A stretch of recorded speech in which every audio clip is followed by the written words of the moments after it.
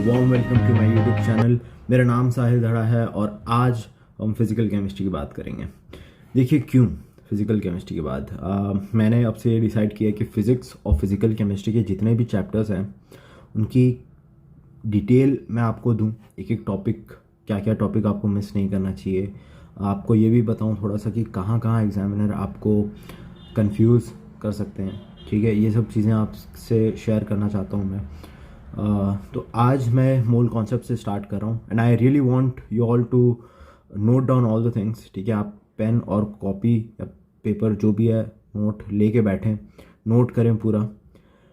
जो भी इम्पोर्टेंट चीज़ आपको लगती है मैंने आपको बताई, और मैं चाहता हूँ तो आप तो सब कुछ ही नोट करो। ठीक है, क्योंकि क्या होगा ना कि आप कितना लिखोगे, कितना आपके दिमाग में रहे, क्योंकि ये वो वीडियो नहीं है जो आप एक कान से सुन के दूसरी कान से निकाल दोगे। ठीक है, मैं चाहता हूँ कि आप इन सब चीज़ों को समझें, क्योंकि जब तक आप मेरे वीडियो देख के आप खुद की लाइफ में वैल्यू ऐड नहीं कर रहे, मेरा टाइम वेस्ट है। ओके, और आपका तो टाइम वेस्ट है ही है, क्योंकि आप वीडियो देख रहे हो और खुद के में एप्लीकेशन कुछ नहीं ला रहे, तो कोई मतलब नहीं है फिर। ठीक है, I really want you all to note down all the things. ठीक है, मोल कॉन्सेप्ट से स्टार्ट करते हैं आज। देखिए, मोल कॉन्सेप्ट ना एक बेसिक टॉपिक है, अंडररेटेड भी है थोड़ा सा। लगता है कि हाँ ठीक है मोल्स ही तो हैं, पर इसके कॉन्सिक्वेंस बहुत ज़्यादा हैं अगर आप इसको हल्के में ले लोगे तो। ठीक है, मैं आपको बताता हूँ आगे। बेसिक है, सारे फिज़िकल केमिस्ट्री के चैप्टर्स में ये कहीं ना कहीं रिलेट होता है। ठीक है, यहाँ पे बहुत सारे टर्म्स होते हैं, EMU है, रिलेटिव मॉलिक्यूलर मास है, ग्राम मॉलिक्यूलर मास है, ऐसे बहुत से टर्म्स हैं जो आपको सीखना इम्पॉर्टेंट है।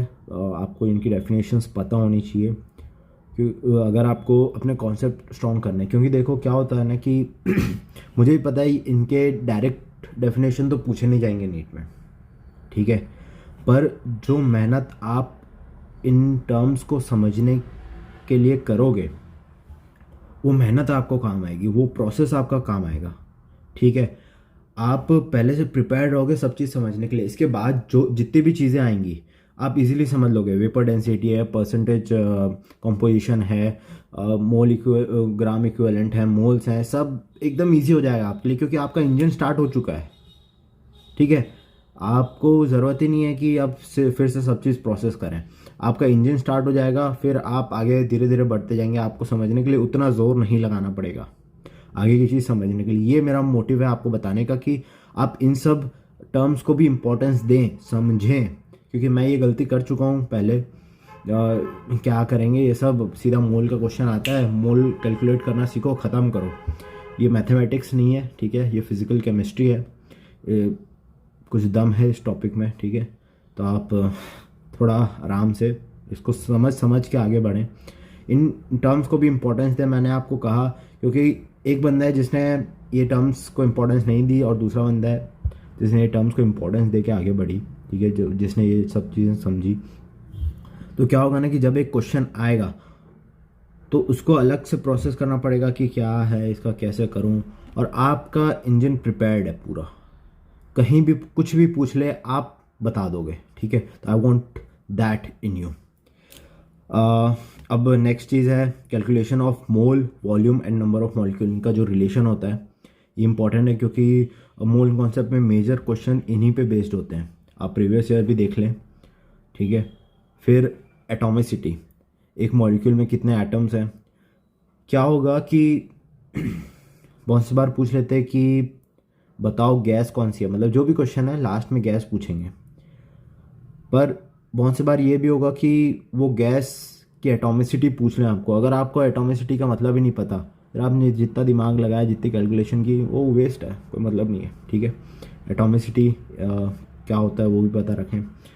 वेपर डेंसिटी, वेपर डेंसिटी और मॉलिक्यूलर वेट का जो रिलेशन है ये बहुत इंपॉर्टेंट है, क्योंकि जब भी एग्जामिनर आपको घुमाने की कोशिश करेंगे, ये वेरी मच पॉसिबल है कि वो मॉलिक्यूलर वेट और वेपर डेंसिटी का रिलेशन यूज़ करवाएं आपसे।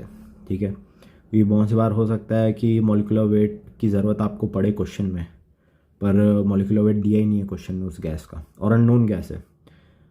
वेपर डेंसिटी दी है उस गैस की, पर आपको पता ही नहीं है ना फॉर्मूला वेपर डेंसिटी और मॉलिक्यूलर वेट का जो रिलेशन है, वो आपको पता ही नहीं है। तो आप फिर कंफ्यूज हो जाओगे, आपको लगेगा अरे यार साला वेपर डेंसिटी दिया है, अब मेरे को तो मॉलिक्यूलर वेट चाहिए, कैसे करूं। आप वेपर डेंसिटी की बाकी जितने फॉर्मूले होंगे वो आपके दिमाग में घूमेंगे, ठीक है। ये रिलेशन छोटी छोटी चीज़ें हैं, मैं बता रहा हूँ आपको, प्लीज़ फोकस, आप लिखें हर चीज़ को। परसेंटेज कंपोजिशन, ये भी एक छोटी सी चीज़ है पर मैं बता रहा हूँ आपको। परसेंटेज कंपोजिशन में जितने भी वेरिएबल्स हैं उसके फॉर्मूले में, मॉलिक्यूलर वेट है, एटॉमिसिटी है, वो सब भी पूछ सकते हैं आपको, कोई बड़ी बात नहीं है, ठीक है।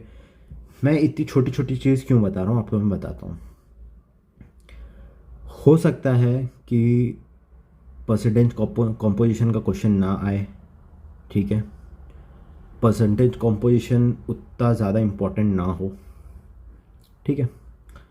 पर जब आप एग्ज़ामिनेशन में बैठें और वहाँ पे अगर आपको परसेंटेज कंपोजिशन आपने सुना ही नहीं है, आपके पूरे प्रिपरेशन के ड्यूरेशन में अगर आपने परसेंटेज कंपोजिशन जैसा टर्म सुना ही नहीं है, आपको पता ही नहीं कि क्या होता है ये, और अगर ये क्वेश्चन आ गया एग्ज़ाम में, ठीक है, आपकी फट के 4 हो जाएगी और आपका दिमाग ये घूमेगा कि अरे यार पूरा पेपर बाहर से आया है।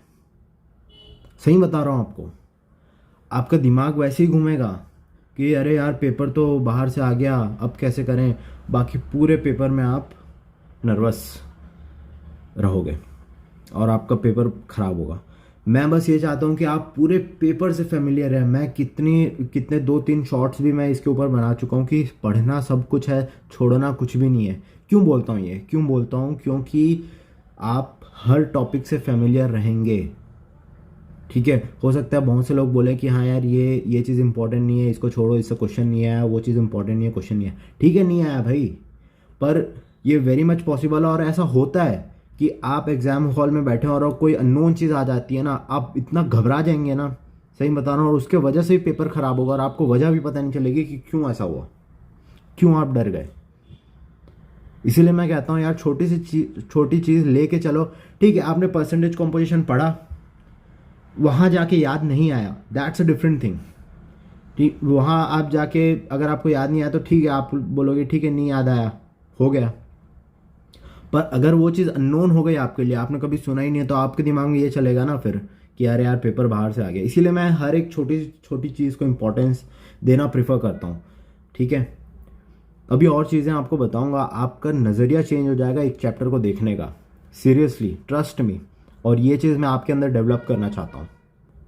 आप जिस तरह से एक चैप्टर को टैकल करते हैं ना, जिस तरह से आप चैप्टर को देखते हैं कि ये ऐसा है वैसा है, सबको अलग अलग आइडेंटिटी दे के रखे हो आप, वो मैं चेंज कर दूंगा। वो आप समझ जाएंगे जब आप मेरे 2-3 आप ऐसे डिटेल वीडियो देखेंगे ना, आपको समझ आएगा कि एक चैप्टर को देखना कैसे होता है, एक चैप्टर को पढ़ना कैसे होता है। हर एक चैप्टर का आपका नज़रिया चेंज हो जाएगा देखने का, ठीक है। Trust me really. आगे बढ़ते हैं। For now molecular formula, empirical formula and n factor का जो रिलेशन है ये भी इम्पॉर्टेंट है। मेरे को ना मोल कॉन्सेप्ट में एम्पेरिकल फार्मूले वाले क्वेश्चंस में दिक्कत थी, पता नहीं मेरे को क्यों हार्ड लगता था, ठीक है। तो ये है, ये भी इम्पॉर्टेंट है, इसके भी क्वेश्चन आते हैं, मैंने तो देखा है। रिएक्शन से रिलेटेड जो मोल और मॉलिक्यूल और वॉल्यूम के जो क्वेश्चन होते हैं, एक रिएक्शन दे दी आपको, ठीक है, और उसके मोल्स अलग अलग डेटा दिया है, मोल्स दिए हैं, फिर आपको वॉल्यूम पूछ लेंगे, आपको मॉलिक्यूल्स पूछ लेंगे, तो वो वही से वो आपको जब पहले मैंने आपको बताया रिलेशन, उसी रिलेशन से ये सब सॉल्व होगा। परसेंटेज प्योरिटी वाले क्वेश्चन, ये भी छोटी सी चीज़ है, ठीक है, हो सकता है आपने सुना हो ना सुना हो, पर हाँ, परसेंटेज प्योरिटी, कौन कितना प्योर है, कौन कितना इम्प्योर है, इसका भी फॉर्मूले वगैरह होते हैं, आप वो सब देखें। बिल्कुल मैं यहाँ पे पढ़ा नहीं रहा, पर आपको क्या पढ़ना है वो बता रहा हूँ, ठीक है। आप तो just note down all the things. Percentage yield के फॉर्मूले कि ऑब्जर्व्ड कितना निकला और थियोरेटिकली कितना निकलना चाहिए एंड ऑल, ये सब। तो परसेंटेज यील्ड के भी क्वेश्चन आप ज़रूर ट्राई करें। आपको एक जिस्ट आपको पता होना चाहिए, एक नॉलेज होनी चाहिए, आप कोई भी चीज़ आपके लिए अननोन नहीं होनी चाहिए। वही मेरा लॉजिक है, ठीक है, और लॉजिक काम करता है हमेशा। लिमिटिंग रिएजेंट, हाँ, लिमिटिंग रिएजेंट यार ये इतना स्ट्रॉन्ग क्या बोलते कॉन्सेप्ट है ना, कि आपके क्वेश्चन बहुत इजीली सॉल्व हो जाते हैं इससे, ठीक है। ये आपको केमिकल इक्विलिब्रियम में भी काम आएगा, ठीक है। इनके भी वही रिएक्शन बेस्ड क्वेश्चन होते हैं कि आपको मोल्स या फिर वॉल्यूम वगैरह दे देंगे, फिर लिमिटिंग रिएजेंट कौन सा रिएक्टेंट है, ठीक है, उससे आपको क्वेश्चन को आगे बढ़ाना होता है। नेक्स्ट चीज़ है एयर में percentage of oxygen and nitrogen.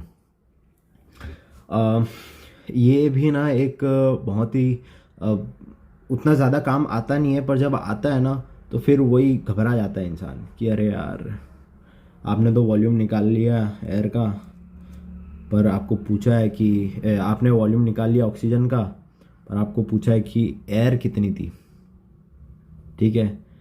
तो घबरा जाते हैं। Percentage of oxygen and nitrogen in air, ये याद रखें, ठीक है। क्वेश्चन आते हैं, आप जब डिटेल में पढ़ेंगे आपको पता चलेगा, ठीक है। Equivalent weight, concept of gram equivalent, ठीक है। उनका जो रिलेशन होता है मोल से, मोल इक्विवेलेंट का रिलेशन, वॉल्यूम इक्विवेलेंट का रिलेशन, ये सब इक्विवेलेंट तो बहुत ही इंपॉर्टेंट है यार, ठीक है। ग्राम इक्विवेलेंट जो है वो बहुत इंपॉर्टेंट है आपको। केमिकल इक्विलिब्रियम हो गया, आयनिक इक्विलिब्रियम हो गया, यहाँ भी दोनों चीज़ें काम आएंगी, ठीक है। Law of chemical equilibrium, law of chemical equivalence, ये इतना स्ट्रॉन्ग, क्या बोलते हैं, इतना स्ट्रॉन्ग कॉन्सेप्ट है ना। रिएक्टेंट के ग्राम इक्विवेलेंट और प्रोडक्ट के ग्राम इक्विवेलेंट, ये दोनों इक्वल होते हैं, ख़त्म है। पर इससे क्वेश्चन बहुत जल्दी सॉल्व होते हैं। लॉ ऑफ केमिकल इक्विवेलेंस, ठीक है। लॉ ऑफ केमिकल कॉम्बिनेशन, अलग अलग लॉ हैं। Law of conservation of mass किसने दिया था? लवोइशियर ने दिया था। लॉ ऑफ कांस्टेंट प्रोपोर्शन किसने दिया था? लुईस पॉस्ट ने दिया था। Law of multiple proportion John Dalton. ये सब एक जस्ट रखें।